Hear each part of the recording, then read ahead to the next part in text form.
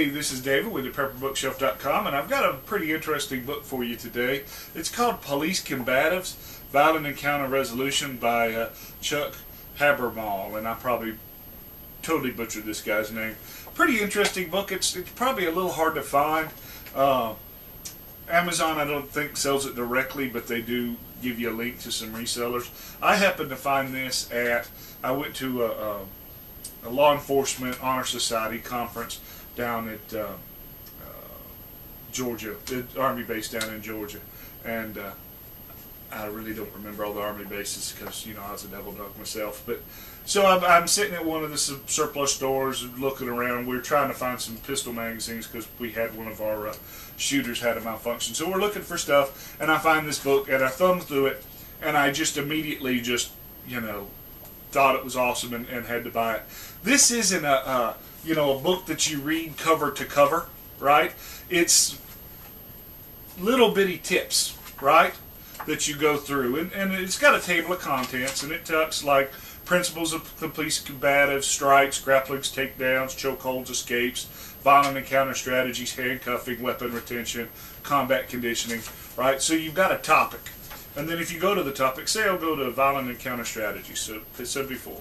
So I come to 74, and basically this guy just put down all the stuff that he learned in his career. So it gives you a whole bunch of different strategies. Okay.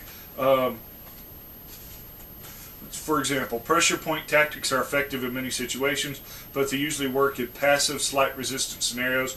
To rely on a pressure point technique in a violent encounter is foolish. It could cost you your life.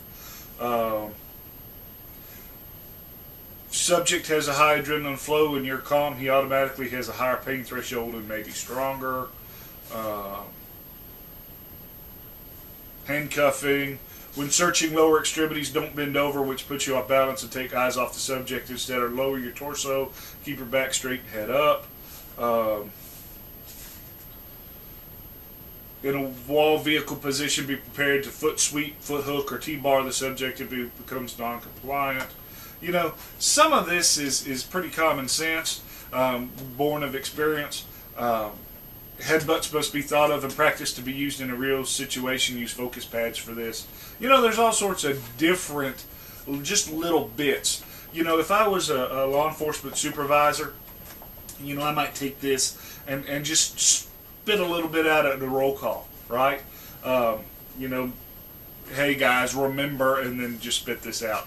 I probably wouldn't carry around and read out of it, but anyway, this is a pretty interesting book, and you can tell that the author had a lot of experience with this, even though some of it is kind of common sense, but a lot of it's kind of new and kind of neat, and I really like this book. So anyway, here you go, Police Combatives, Violent Encounter Resolution, and until next time, you can always catch us on pepperbookshelf.com.